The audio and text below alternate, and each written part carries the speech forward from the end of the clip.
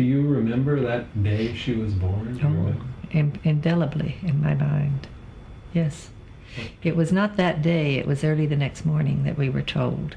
And I thought it was extremely cruel because the pediatrician called. He was a fill-in for our own pediatrician. He was, they trade off. Called my husband at the office, told him about Susan, and said, "I thought maybe you'd like to be here when I tell your wife." Well, I thought it was very cruel of him to tell my husband on the phone. Is that supposed to be different? Is the father supposed to be different from the mother in emotions and feelings? But I've resented that all these years.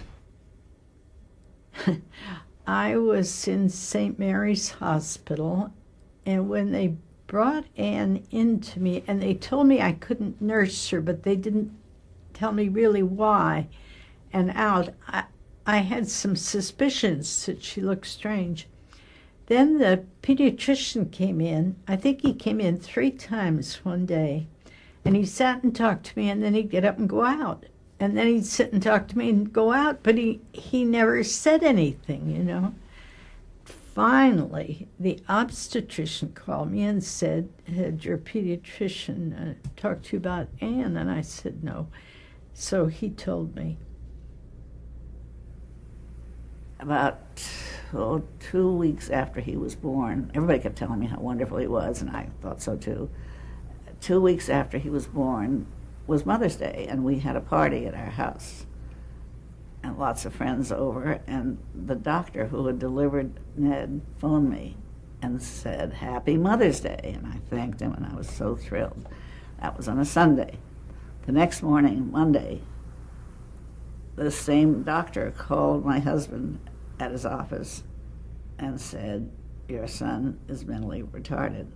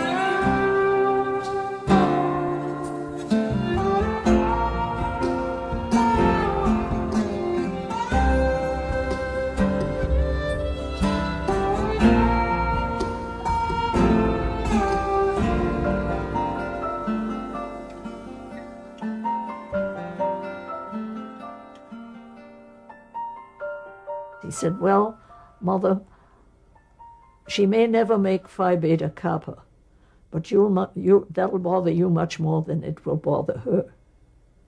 And that was as close as he came to giving me some kind of a diagnosis. Of all these doctors, there were 6 doctors that we had seen Ed and give their opinions to me over the phone. These are people who had never met me, nor my husband. Their only knowledge of us was having seen this little baby. And one doctor said to me fiercely, he said, "Take this baby to your breast, take it home and take care of it. This is your child, and God meant you to have this child, and this is God's way," and so forth. And another one that same day phoned me and said, "Don't bring your child home. If you do, you will be divorced from your husband. Put your child in a state institution immediately. Don't even come back to see the child." So I got all this kind of frankly crazy advice that was all, one way or the other according to the way the person felt, but not good advice for Ned or for me or for anyone. It was common for doctors to recommend placing the child? Yes, and telling your friends the child died. These people lived with a terrible burden, having told their family and everybody that the child was dead and the child was growing to manhood, How could a doctor say what was said to us? How could that doctor say, "Put her away and forget about her"? It's not a human thing to say. It was kept in the closet. it was a thing that people were ashamed of. They thought it was cast some kind of a blight on the name of the family, that it was showed that there was something wrong with the family, that they had what was called a crazy person. Most people kept them in their homes and hid them. They'd say instead of having 3 children that they had 2 children. It's not an easy thing. Today it can't be easy. Then when there was very little, if any, help anyplace else, unless you happened to know another family with a special needs child, you felt completely isolated by yourself. One couple, whom I shan't mention, whom I knew very well in San Francisco, had kept everyone knew they had a child, but they kept the fact that the child was retarded secret, and they kept the child in the house, and so all their friends knew that something was funny, but it was never discussed until I said, that Ned was retarded, and so our friend said to me, the woman said to me, and said to her husband, if Vivian can say that her child is retarded, I can say mine is. And so she literally came out of the closet. That's what I had grown up with, apparently, with people being hidden, and I didn't know anything about them. Craig was the first disabled person I had ever been around, and I just didn't think it was fair for him not to be involved, and I wanted other people to learn that there are going to be some disabled people around, and you might as well get used to them.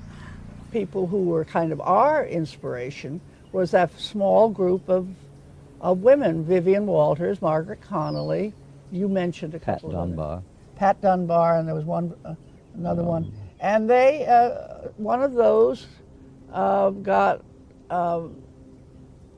Elaine Mitchell, I think her name was, lived in Sausalito, to put an ad in the paper calling interested parents of handicapped children to a meeting at the College of Marin. And probably 20 or 30 people showed up. The people that showed up and were concerned and involved, I felt a real kinship. And they were such, I don't know, there was something about them. They were just different. We did an awful lot of crying on each other's shoulders, and for the very first time we were able to sort of express our feelings to people who knew what we were talking about. I remember a couple of families coming who were among the more prominent families in San Francisco, coming to some of our early meetings and saying to me afterwards, the thing that ARC gave me more than anything else was being able to say, I have a retarded child.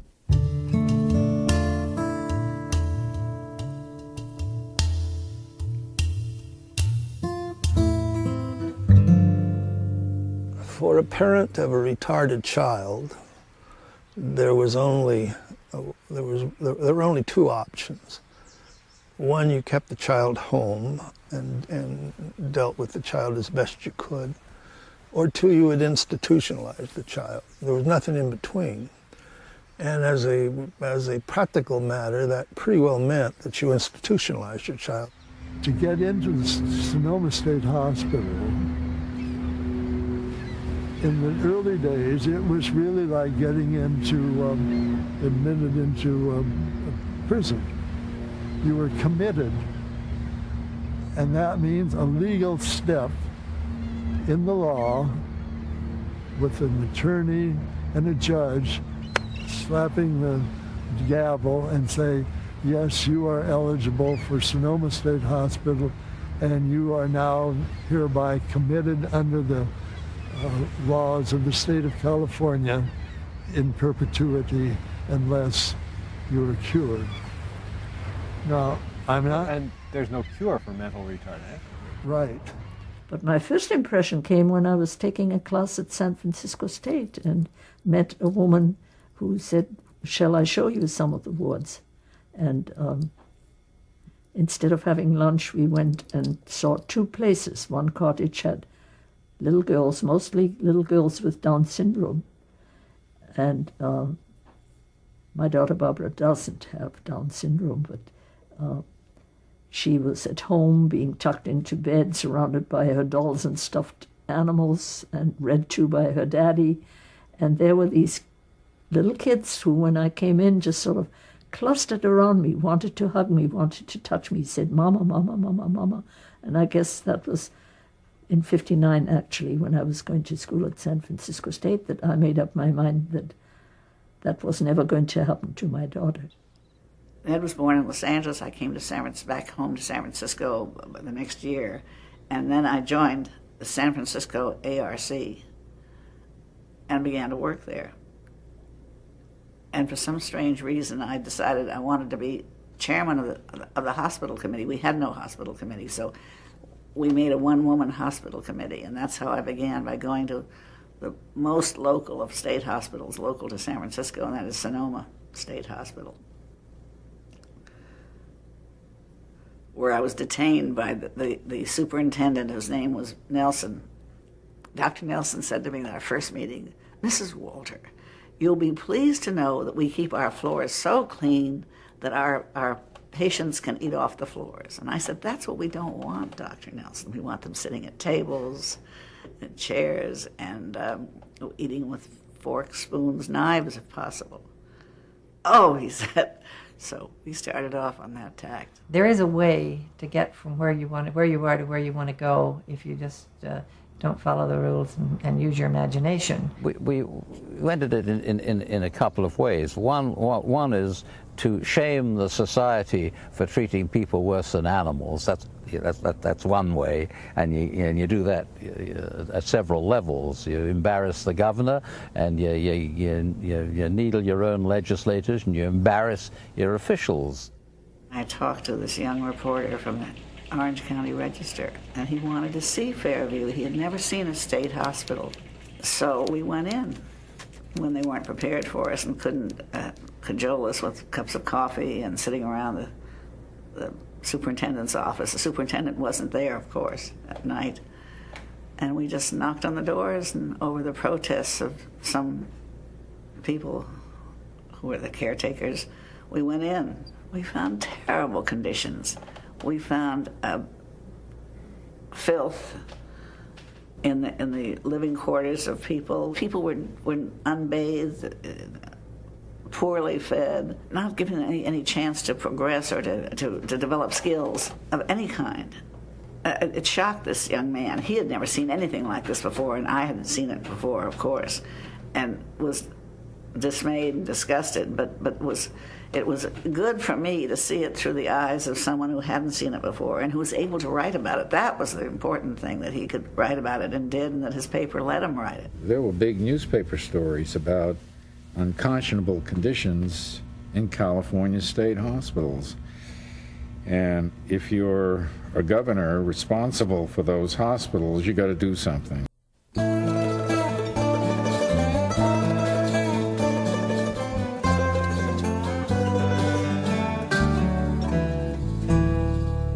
During John Kennedy's campaign, I had some relationship with his mother. I did public relations then, and I arranged some parties and some things for Mrs. Kennedy, Sr.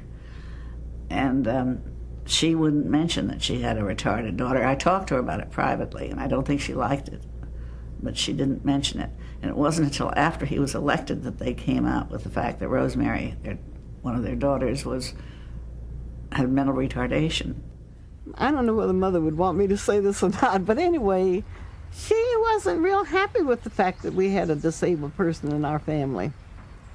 But when she found out, and this is a shame, I shouldn't say this, but I think it's the truth, that, there are other people, who have disabled people.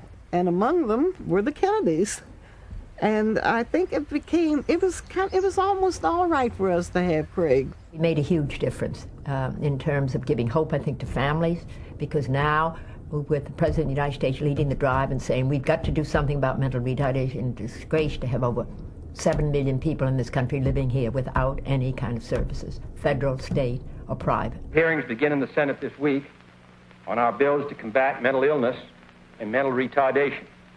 Almost every American family at some stage will experience or has experienced a case of mental affliction. And we have to offer something more than crowded custodial care in our state institutions. He put the issue of mental retardation out as a public issue and set up a President's Commission on Mental Retardation. It has been tolerated too long. It has troubled our national conscience, but only as a problem unpleasant to mention, easy to postpone, and despairing of solution. The time has come for a great national effort. It was a special time in the nation. I mean, there were, the winds of change were everywhere. It was an exciting time that you're going to get something done, and that's the way you have to have that kind of enthusiasm in politics, because there's always competition for your energies and for your time and for your emotions and for your dollars. And for the dollars.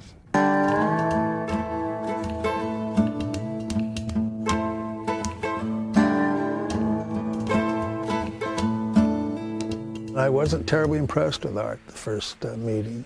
I remember my first meeting with Waldy. I came in and he said, "Oh, you're the guy that Unruh hired."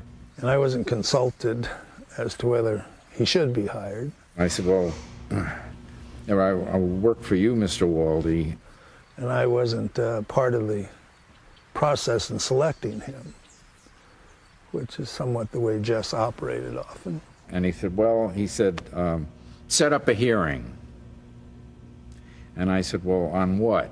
And he said, on the hospitals. We have to improve those hospitals. And I said, well, what will we ask? I mean, couldn't we find out a little bit for you? Well, yeah, sure, go ahead. Yeah.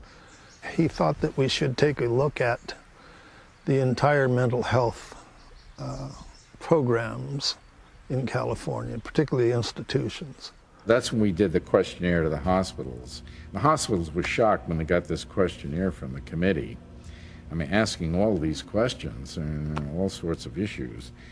And the director of the department at the time, he came into my office and he had a copy of this questionnaire, and he said, you can't be serious. He said, we can't do this. And I said, why not? He said, well, I mean, we have very busy staff. I mean, this would take a lot of time. And I said, well, the committee needs to know.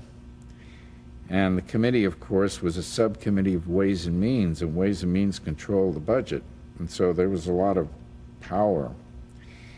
And he said, well, if you insist, you really need this. I said, we really need it. So he left.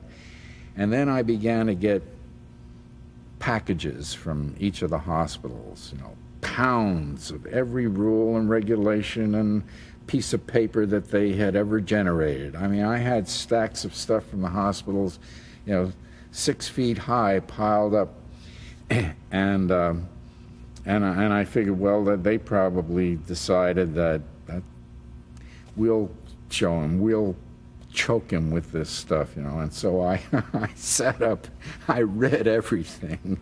I read every piece of paper. And then after all this information had come in, it was sifted through by Art and his staff and then presented to us. And we would then go to the particular institution and hold a hearing at the institution on site. We had done our homework. We knew a lot about their operations. We asked very good questions.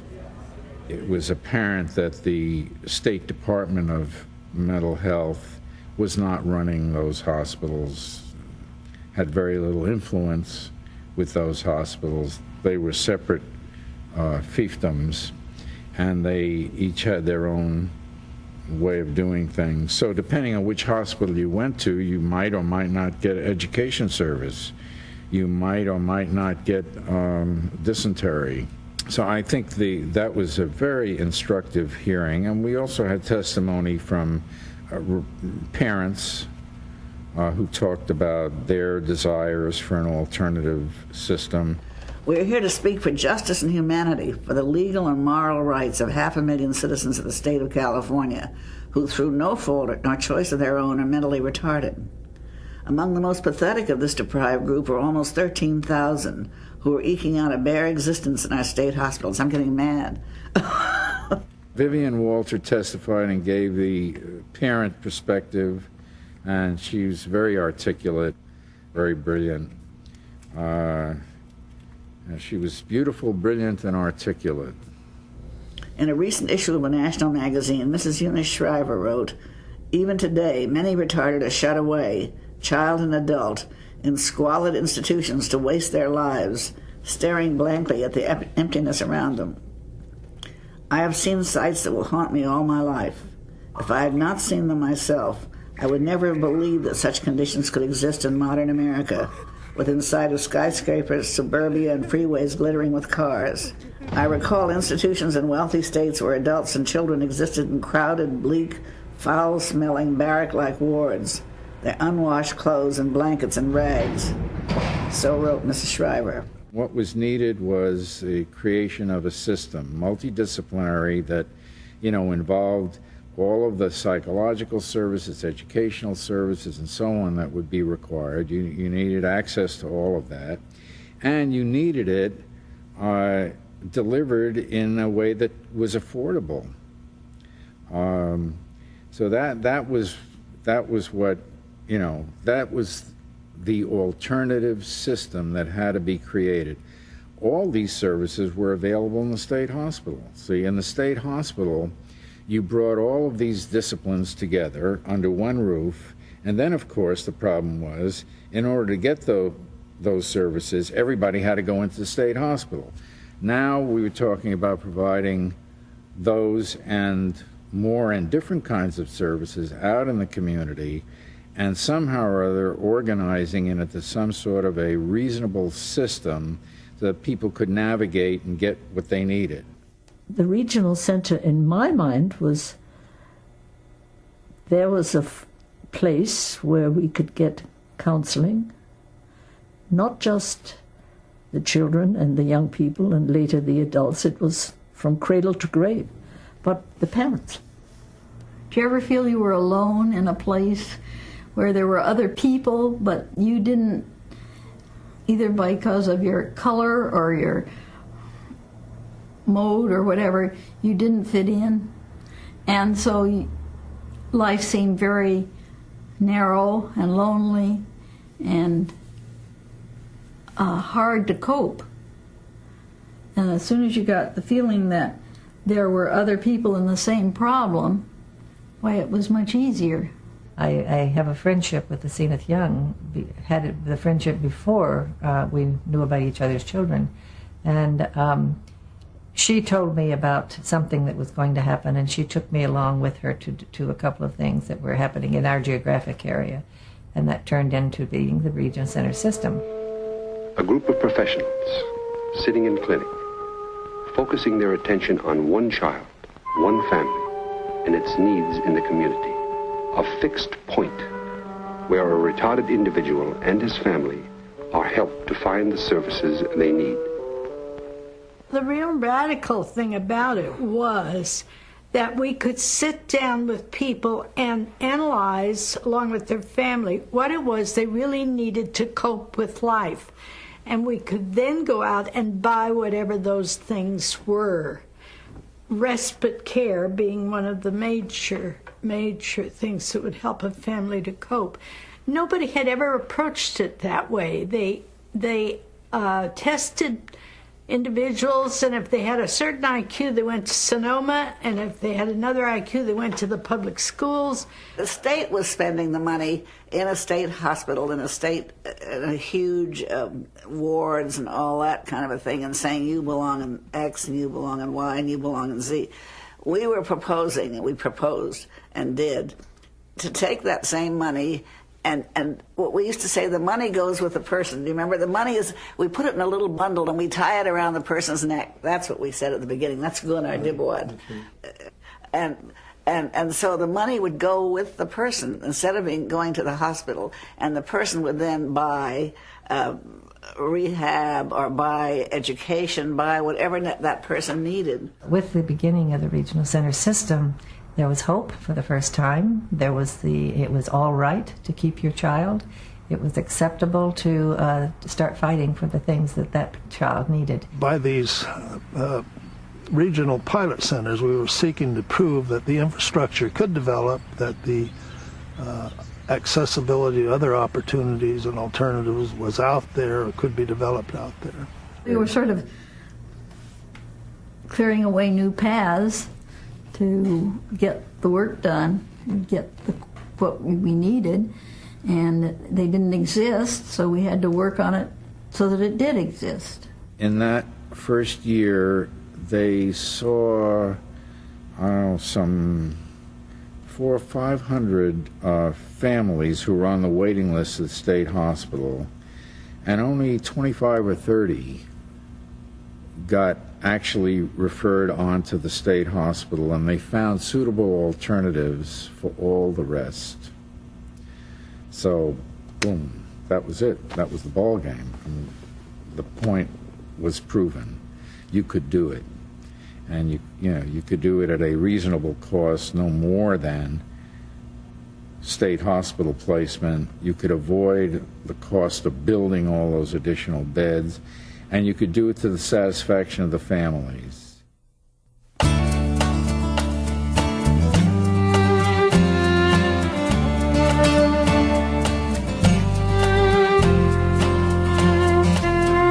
governor was taking a lot of abuse in the press all over the state. Every newspaper were carrying stories on the cutbacks for the mentally ill and for the mentally retarded. There were legislative hearings where people with mental illness and people with mental retardation, people in wheelchairs would come forward with their advocates and family members and really blasted the cuts. I was persona non grata in Sacramento. I know that. The governor was very angry. And things just progressed from there, and we finally got around to Lanterman. Lanterman chaired the Powerful Ways and Means Committee. It was 2 years where the Republicans were in power, so Frank was the chairman of the committee. Why that was significant was that he had real clout with the governor. Frank Lanterman was an interesting man. Among other things, he lived at the Senator Hotel, which was the big hotel in Sacramento in those days. It is no more. When we really wanted to see Frank, we would hang around the lobby around 5 o'clock waiting for him to come home. And when he'd come home, we would just hop in the elevator with him. And so we'd ride up and we'd push the top button so he'd give us longer to ride, you know. And we knew him, so we'd say, Mr. Lanterman, hello, and he would say, hello, Margaret, hello, Vivian, whatever. And so, he was civil to us, but he really didn't want to talk to us, but he had to. We had him trapped in the elevator. Lanterman was very supportive of the parents. It was the parents who came to him in the first place. It was the parents who wanted those options. It was the parents that wanted programs right in their home communities rather than being on a waiting list to get into state institutions. I think Frank really got caught up in this whole business of mental retardation and the families. My instinctual feeling is that we loved him for what he was doing, and he needed that love, you know. It became a very personal thing for him, very personal. He couldn't stomach these cuts. He essentially told the governor, this is crazy, you can't do this, and you're not going to have my support in getting your budget passed unless you restore these cuts. He was the governor's finance man in the legislature, and the governor was not going to cross him, so that what he wanted, he got. He had to carry the governor's budget proposals and shepherd it through the legislature. So Reagan needed to work with Lanterman, and Lanterman used that. I remember him on the phone one day. I was sitting in his office, and I think the governor called, and Lanterman was saying, "Now, Governor, fine, I'll take care of that. Now, my mental health budget. Let's not let those pinheads in the Department of Finance mess this up. We need to have certain, it's very good, be very good, Governor, Lanterman pestered him every day, and eventually, essentially all of the cuts in the developmental disabilities arena were restored. Out of this, Frank Lanterman took hold And he began the process of forming what turned out to be called the Lanterman Act. What the Lanterman Act really did was to say that there should be one regional center for every 1 million of California's population. And so it was going to go on and on and on, and it was going to therefore be a real threat to the state institutional system. As more and more money would go to this community system of care, it's got to come from someplace, and it was going to come from the downsizing of state institutions.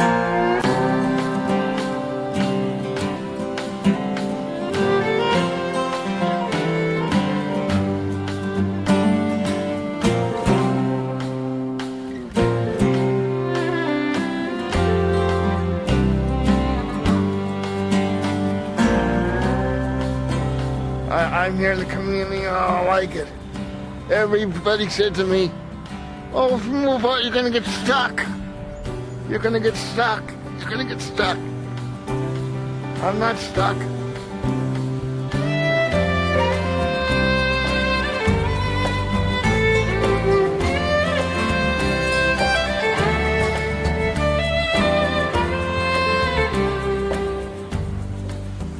Why'd you want to join the church? Because as a family, they don't discriminate. Why is that important to you? Because people should come to church and not be discriminated against, no matter what color, handicapped, or white. Everybody has a right to talk to God, no matter what.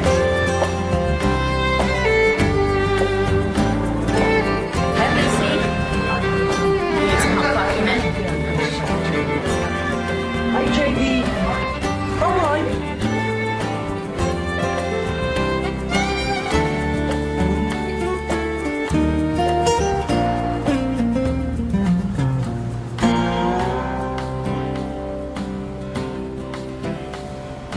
Hopefully, I can continue working here because psychologically, very good for me. Yes, very good feeling.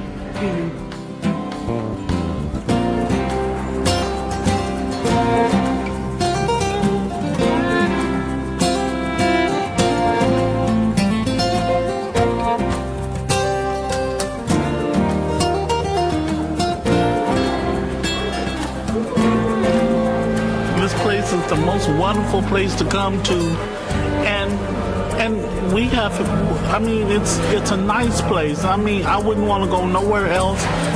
If we decide to remodel and then we have to be out a couple of months, fine. And this is what this place is about, is creativeness. It's not about nothing else. When you look back at all this, at all that you've done, do you feel like you've changed the world? Oh, yes. I mean, if things were the way they were when he was born, it would be a disaster. I would be terrified. The work that the regional centers do to humanize these people. And then so doing, humanize the parents and humanize the larger community. Luce, what do you think about what your parents did? What do you think about all of these? Oh, it's fun. They did the best they can. Maybe they want the perfect. Maybe they want the perfect. We are not perfect. We are not perfect. We all have ups and downs.